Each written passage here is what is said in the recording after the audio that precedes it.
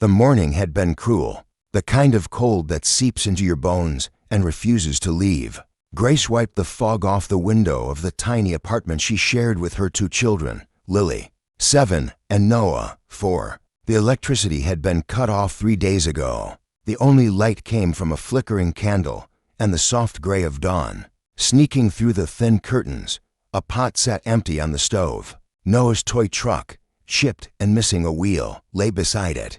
Grace picked it up, smiled weakly, and set it near her son's blanket. Her fingers brushed his hair, tangled and warm, and she felt the familiar ache in her chest. Hunger had made them quiet. Even Lily, usually full of questions, now just stared at the floor, tracing patterns in the dust. Grace once had a husband, Daniel, a kind man who laughed easily and loved deeply. He died in an accident on a construction site 8 months ago. They said it was instant. Grace had stood there, in the hospital hallway, holding his boots in her hands when the doctor told her there was nothing they could do. Since then, every day had been a battle between dignity and desperation. She worked when she could, cleaning houses, folding laundry for others, but her body was thin now, and jobs had become scarce. The landlord had already taped a warning notice to the door. 2 days more, it read, or we change the locks. That morning, when Noah asked for breakfast and Lily whispered, "Mom, maybe we can just drink water again," Grace felt something inside her snap. She went to the drawer and took out the small velvet box. The ring inside was the last piece of her old life, the one Daniel had slipped on her finger under a church roof full of laughter and rain. She'd promised never to sell it, but promises don't feed children. She wrapped herself in her worn coat, kissed their foreheads, and said softly, "Stay here. Mommy's going to find food." The sky was gray when she stepped outside. Rain began to fall, cold and sharp. She walked past the bakery, the smell of fresh bread almost unbearable, past the cafe where she once shared coffee with Daniel, and finally stopped at a jewelry store. The lights inside were dim. The owner was sweeping the floor. She knocked timidly. The man looked up, frowning. "We're closed," he said through the glass. "Please, sir," Grace pleaded, pressing her hand against the window. "I just need to sell something, please."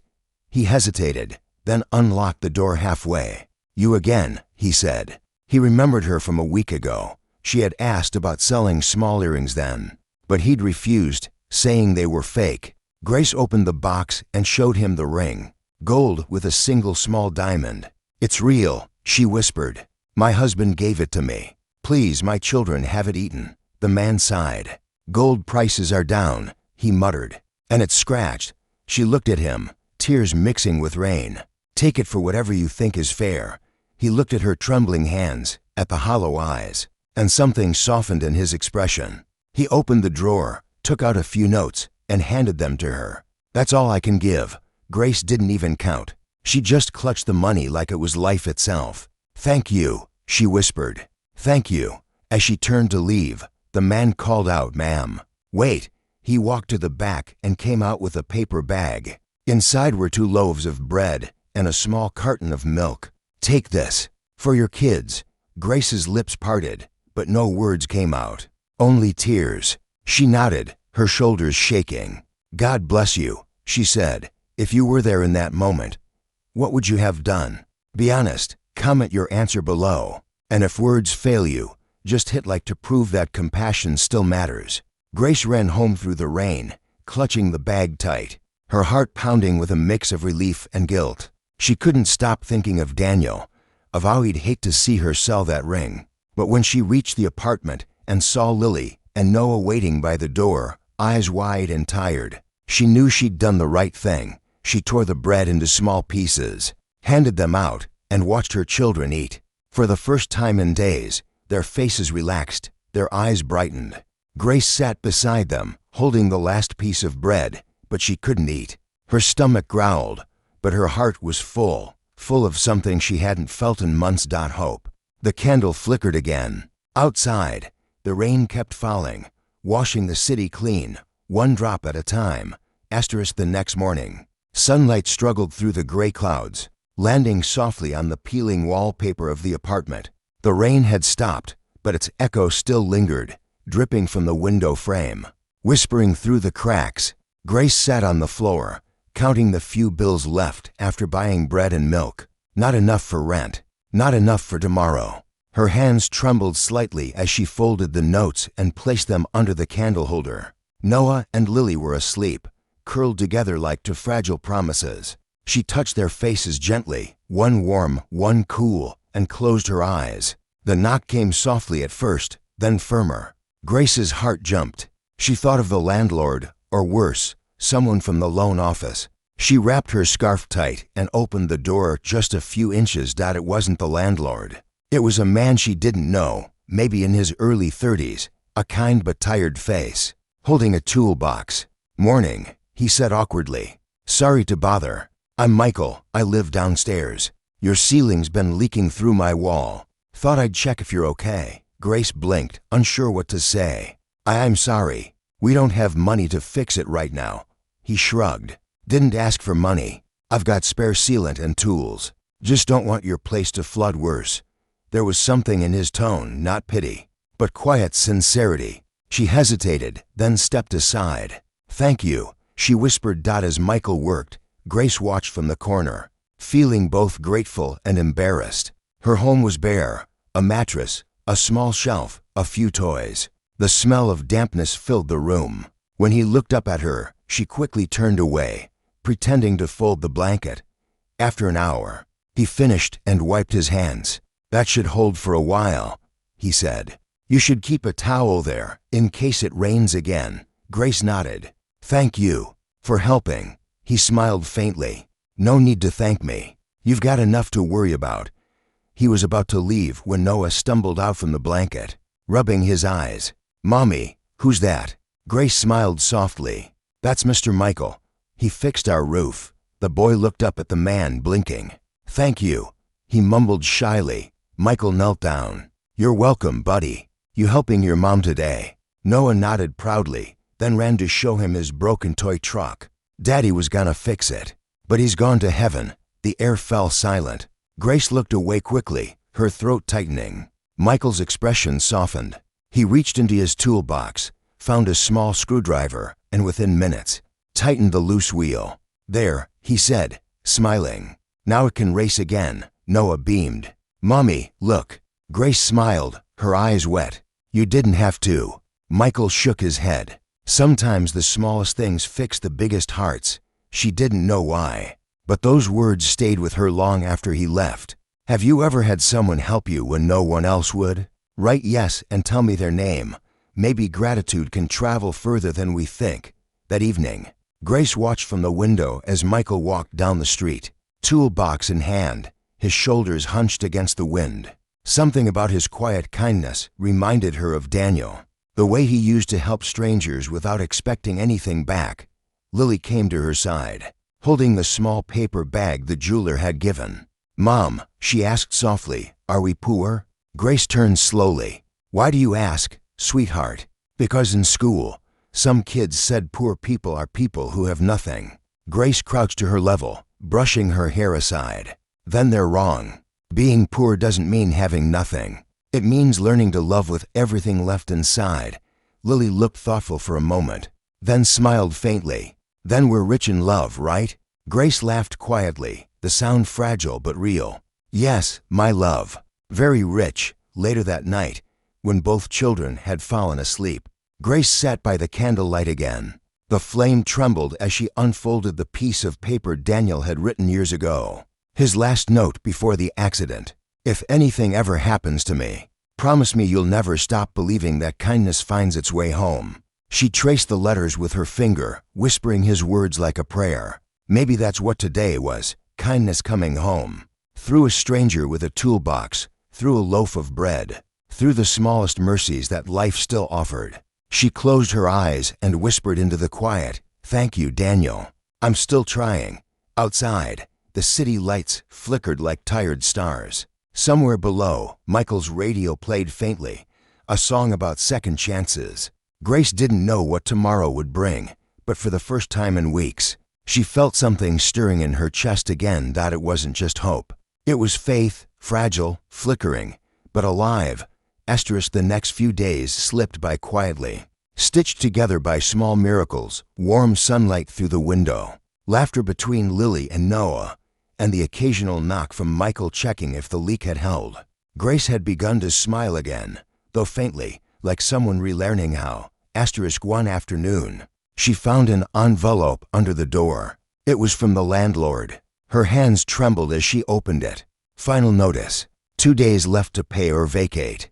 Her knees weakened. The paper slipped from her fingers and floated to the floor. She sat in silence, the air thick around her. Her eyes wandered to the corner of the table, the money she'd hidden. Not even half of what was due. The ring money was almost gone.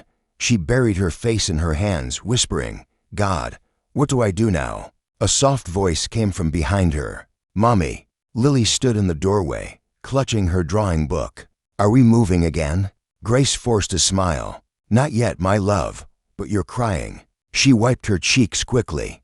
"Just something in my eye." Lily hesitated, then walked closer and handed her the drawing. It showed 3 stick figures holding hands under a big yellow sun. "I drew this for Daddy. Maybe he can see it from heaven and send us help." Grace's chest ached. She hugged her daughter tight, pressing her face into her hair. "He sees it, baby. He sees everything." That night, Grace couldn't sleep. The candle burned low, the wax spilling over like melted sorrow. She took out the little notebook where Daniel used to write their grocery lists, and flipped to the back, where she'd once scribbled ideas for a bakery. They dreamed of opening together. Daniel and Grace's home bread. She smiled bitterly. The next morning, she woke up early, heart pounding with a strange kind of determination. She took the last few coins, walked to the market, and bought a small packet of flour, sugar, and yeast. It wasn't much, but maybe she could bake something, anything, and sell it to the neighbors. The apartment smelled of warmth again as the dough rose in the oven. The children clapped, excited by the rare sweetness in the air. Grace wiped sweat from her forehead, laughing softly. "If it turns out right, maybe we can sell some," she said. By noon, she stood outside their building, holding a tray of warm buns. People walked past, some curious, some indifferent. Her heart sank a little with each step that didn't stop. Then she heard a voice behind her. "Those smell amazing." It was Michael again. He smiled, pulling out his wallet. "How much?" Grace hesitated. $2 each, he nodded. "I'll take 4. He paid, then said, "You know, my friend runs the cafe down the street. They sometimes sell homemade stuff. I could ask if they'd take a few batches from you." Grace blinked, stunned. "You'd do that?" He smiled. "Of course. You're doing something good. That deserves a chance." She could barely find words. "Thank you, Michael. Truly." He waved it off. "Just don't burn the next batch," he teased lightly. And she laughed, the kind of laugh that comes from remembering what hope feels like. "Now it's your turn. Share one small good thing you did recently. Write it below so others remember that humanity still lives. Your story might light someone's path tonight." By the end of the day, she'd sold everything. 12 buns gone, enough money for rice and some vegetables. It wasn't much, but it was something. That evening, Michael came by again, holding a small brown envelope. The cafe's manager said to bring samples tomorrow morning. They might take regular orders if they like your bread. Grace's hand flew to her mouth. "Oh my God." He grinned. "Told you, sometimes good things come when you least expect them." Her eyes glistened. "You don't even know me, yet you're helping like this." He shrugged. "Maybe I see a bit of my mom in you. She raised us alone too." People looked away, but one stranger helped her once. "Guess I'm just paying that forward." Grace didn't know what to say. She just stood there, overwhelmed by the kindness of a man who had no reason to care. When he left, she closed the door softly and leaned against it, her heart full. She turned to her children, who watched her with wide smiles. "Guess what?" she said. "Mommy's bread might be in a cafe soon." Lily clapped her hands.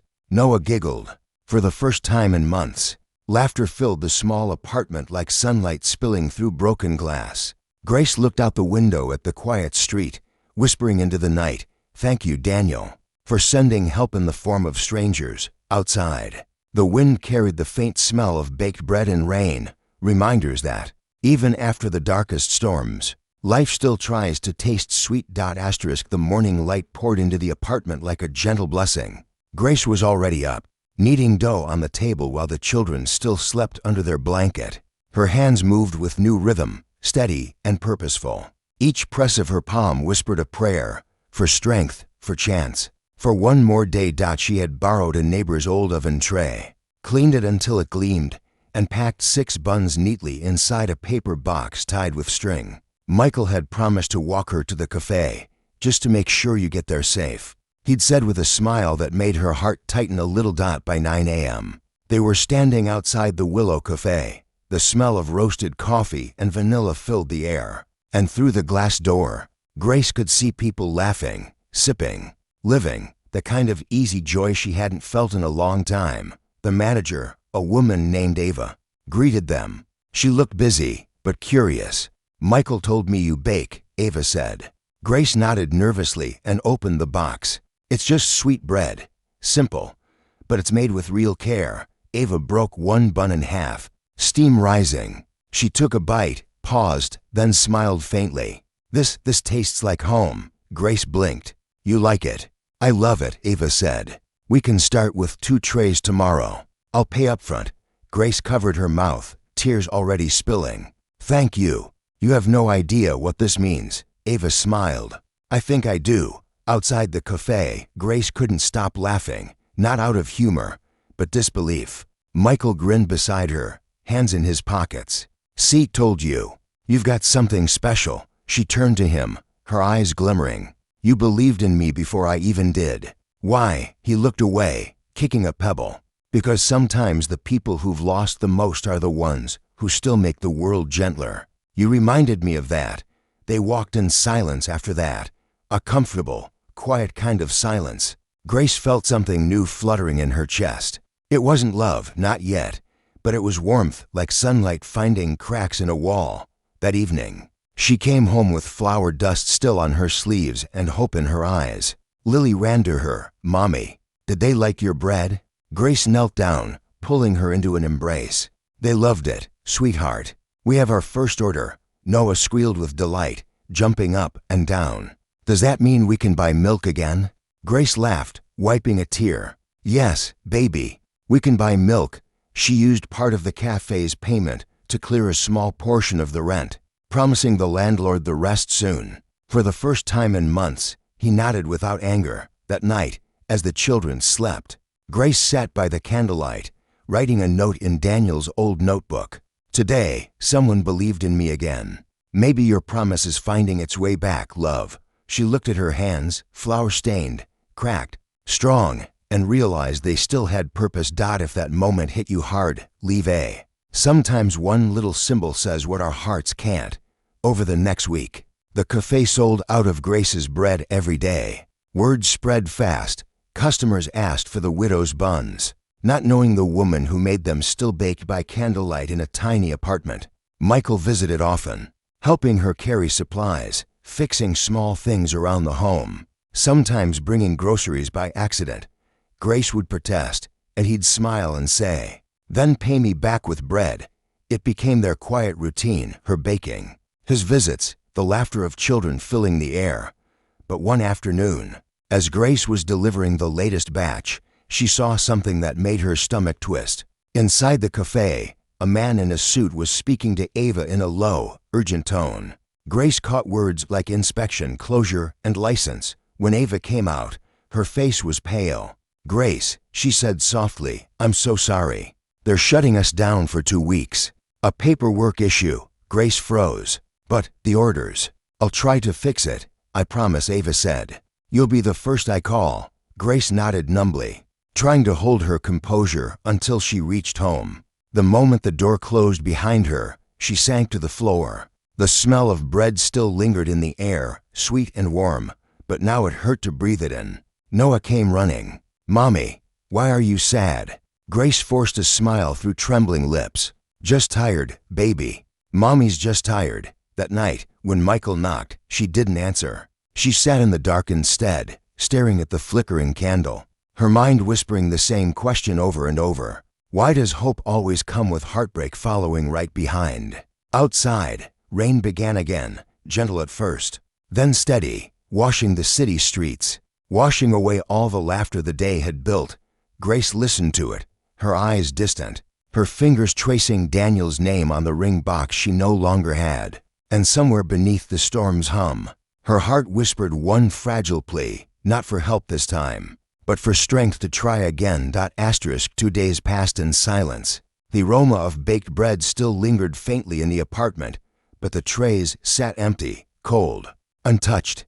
Grace stared at her hands that had built something only to see it crumble once again. The children noticed the stillness. Even Noah stopped asking when Mommy would bake again. Outside, the rain had turned into wind.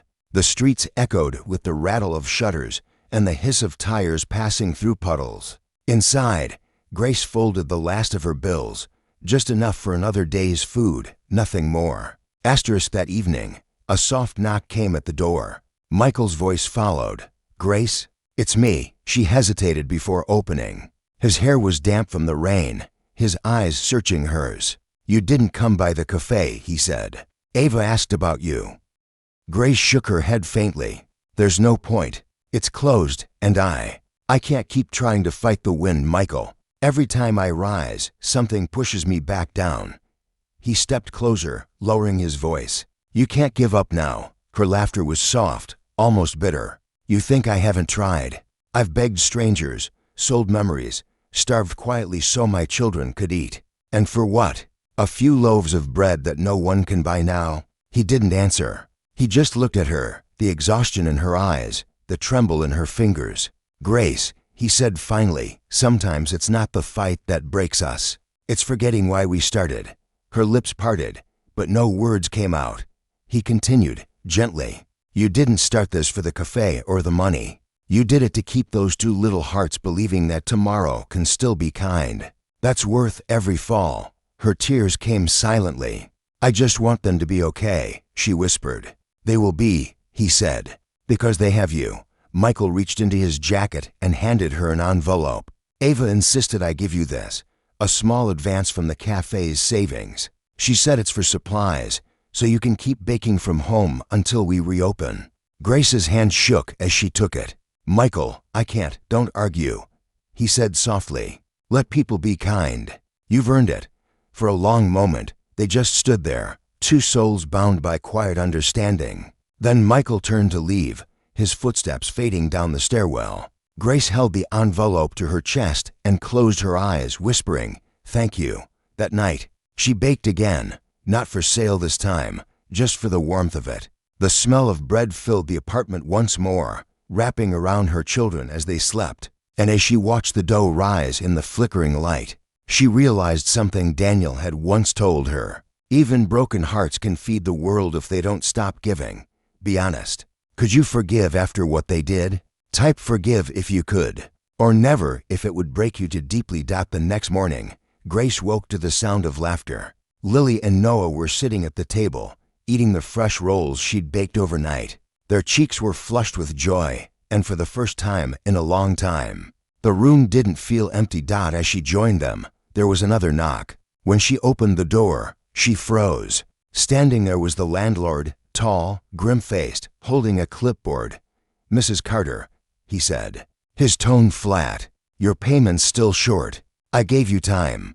I can't extend again." Grace's throat tightened. "Please, just one more week. I found work again. I can pay." He shook his head. "I'm sorry. Rules are rules." Her children's laughter faded behind her. She swallowed hard. "You don't have to be cruel," she whispered. The landlord sighed. "I'm not being cruel. I'm being real." He hesitated before turning to go. "You've got until tomorrow night." Grace stood frozen in the doorway long after he left. The letter crumpled in her hands, the taste of bread still in the air, sweet, mocking. That evening, Michael returned with groceries, only to find her sitting on the floor, the eviction notice beside her. He crouched down slowly. "Grace," her voice cracked, "they're throwing us out, Michael. Tomorrow." He didn't hesitate. "Then you're coming to my place." She looked up sharply. "I can't, you can," he said firmly. "It's small, but it's safe. Just until we figure things out." Grace covered her face, shaking her head. "I don't want to be a burden." He reached for her hands. "You're not a burden. You're the bravest person I've ever met." Her breath hitched. The words hit deeper than he could have known. She nodded slowly, tears streaking her cheeks. "Okay," she whispered. "Just for a while." That night, as she packed their few belongings, a blanket, some clothes, and Daniel's old notebook, she looked around the tiny apartment one last time. Every corner held a memory, every crack a story. But she knew this wasn't the end. Just another beginning wearing a rough disguise. Outside, the wind howled, but Grace walked forward, one hand holding Lily's, the other clutching Noah's small fingers, their steps echoing softly down the stairs toward something uncertain. But perhaps, just maybe, something better. Michael's apartment was on the ground floor, smaller than Grace's but somehow warmer. The moment they stepped in, Noah ran straight to the window to peek outside, while Lily shyly clutched her mother's hand. The room smelled faintly of coffee and rain, and there was a soft hum of an old fan in the corner. "It's not much," Michael said, setting down her bags, "but it's safe. The couch folds out. You and the kids can take the bed. I'll sleep out here." Grace shook her head. "I can't take your bed. You can, and you will," he said gently, smiling. "You need rest more than I do." The kindness in his voice broke something inside her. She'd been strong for too long, holding every fear behind a fragile wall of silence. But now, standing in that small room, she finally let a tear fall. Michael noticed but didn't speak. He just turned to the stove. "I'll make some tea." That night, after the children fell asleep, Grace sat by the small table as steam curled from her cup. The rain tapped softly on the window. "Why are you doing all this, Michael?" she asked quietly. He looked up, his eyes thoughtful. "Because I know what it's like to watch everything fall apart." She tilted her head. "What do you mean?" He took a slow sip before answering. "My wife, she left 2 years ago. Said she couldn't handle my failures anymore. I'd lost my job, our savings were gone, and I was drowning. The night she walked out, I thought I'd never breathe again." He smiled faintly. "But someone helped me, my neighbor." He'd leave food by the door, never saying a word. "One small act at a time. It pulled me back." Grace's eyes softened. "So now you're doing the same." He nodded. Maybe that's how the world heals, one kindness at a time." For a moment, neither spoke. The silence wasn't empty. It was heavy with unspoken gratitude. Later, Grace sat beside her children, watching them sleep in warmth for the first time in days. She whispered, "Thank you, Daniel, for sending him. If you believe love still wins, comment amen." Let's fill this section with hope. Maybe someone scrolling right now needs to see it. The next morning, Grace woke early. Michael had already gone to work, leaving a note on the table. "Breakfast is on the stove. I'll be back before lunch. We'll figure things out." She smiled faintly, touched the note like it was something sacred, and turned to the stove, eggs and toast. Simple yet beautiful. Her children woke to the smell, eyes bright. After breakfast, Grace decided to walk them to the park nearby. She wanted them to feel normal again, to run, to laugh, to be kids. The air was cool, the sky heavy with clouds, but gentle for once. Noah chased pigeons, Lily gathered wildflowers, and Grace sat on a bench, watching with quiet joy. A woman sat beside her, older, wrapped in a faded shawl. She smiled kindly. "Beautiful children," she said. Grace nodded, smiling. "They keep me going." The woman studied her face. "You've known struggle." Grace laughed softly. "It shows that much." The woman shook her head. "No, it shows that you've survived." Before leaving, the woman pressed something into Grace's palm, a small silver cross. "Keep this," she said, "for strength."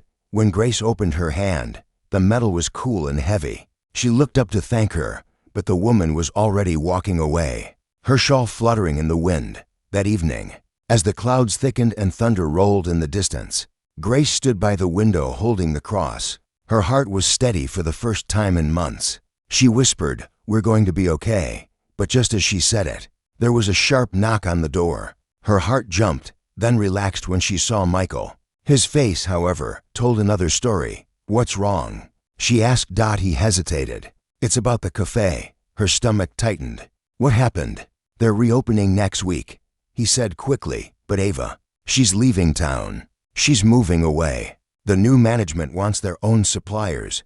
Grace blinked, the words barely sinking in. So no more orders? He nodded, regret in his eyes. I'm so sorry, Grace. She sat down slowly, her fingers curling into her dress. I thought we finally had something steady. Michael crouched beside her. You still do. You have people who care. You have talent. You can bake from here, start small, maybe even sell to neighbors. We'll make it work. She wanted to believe him, but exhaustion had carved too deep. I'm so tired, Michael, she whispered.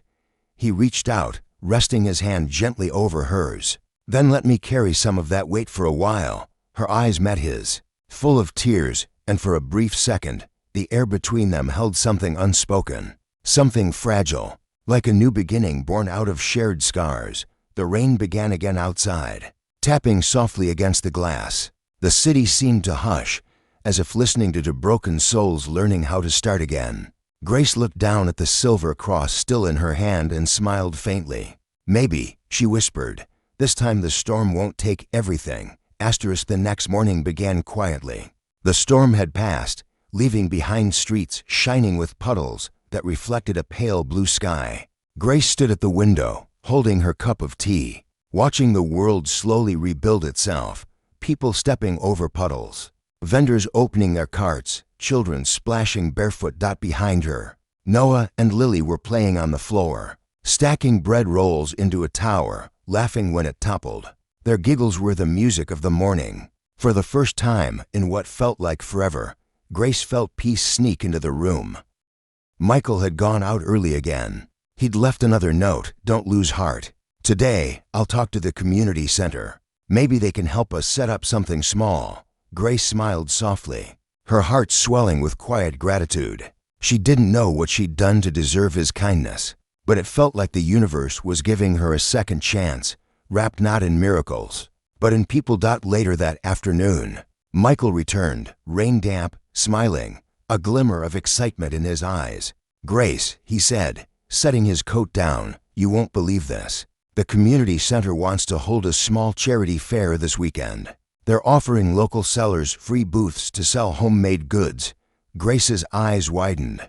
You mean, I could bake there? Exactly, he said. You could sell your bread, maybe even get noticed by someone who can help long term. She covered her mouth, overwhelmed. Michael, that's incredible. He smiled warmly. It's your chance to start again, Grace.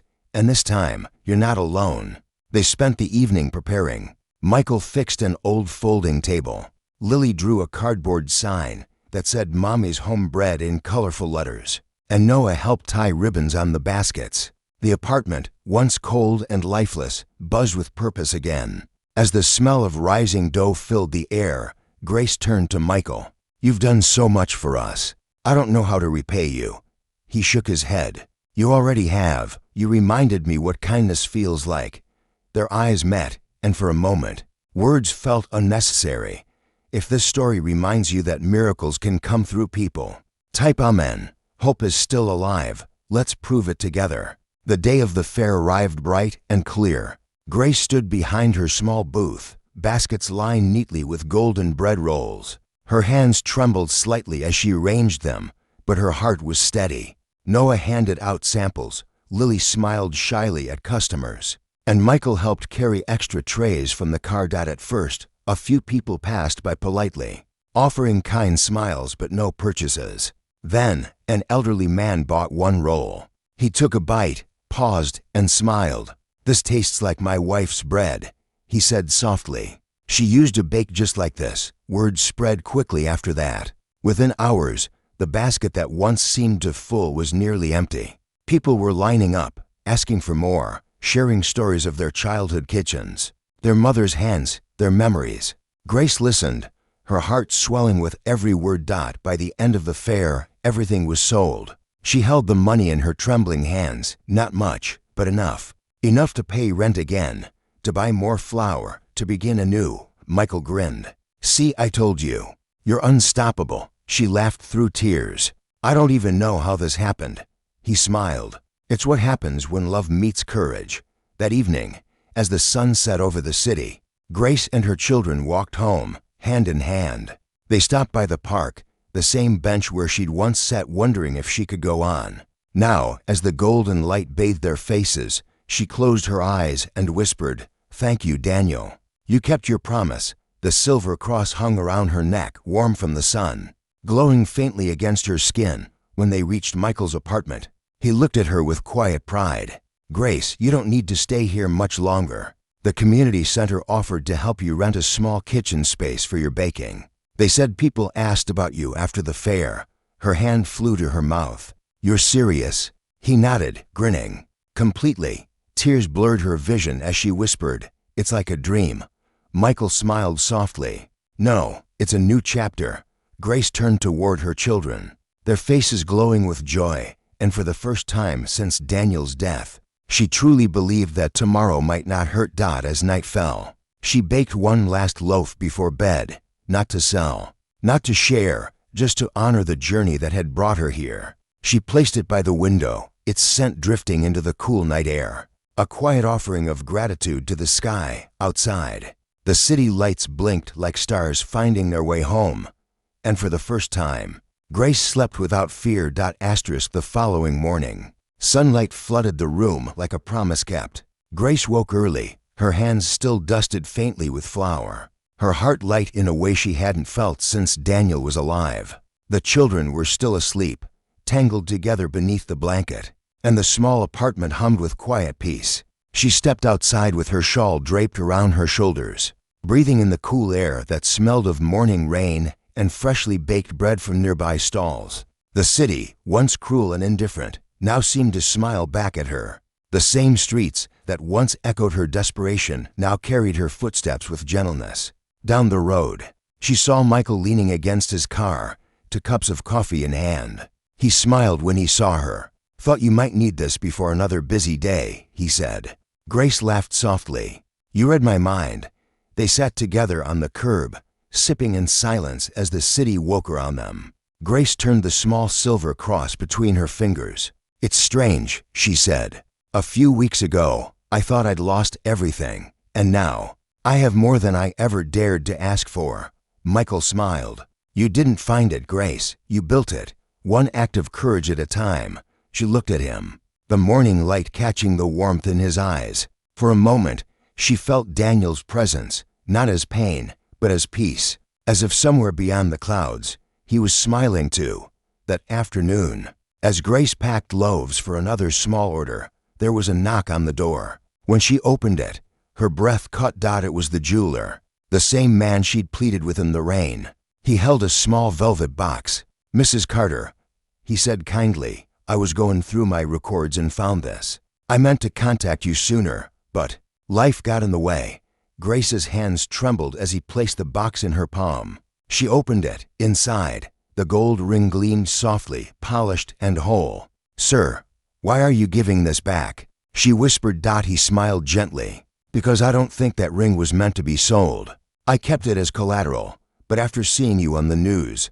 Grace blinked. "News?" He nodded. "The community fair. Someone filmed your story. The widow who started baking to feed her kids. It went viral. People were talking about your courage. I realized then that ring doesn't belong in a drawer. It belongs on the hand of a woman who never gave up." Grace's lips parted, tears flooding her eyes. I don't know what to say. Just keep believing," the jeweler said softly. Tipping his hat before walking away, she stood frozen in the doorway, the ring glimmering in her hand, the same one she had once traded for survival, now returned as a symbol of rebirth.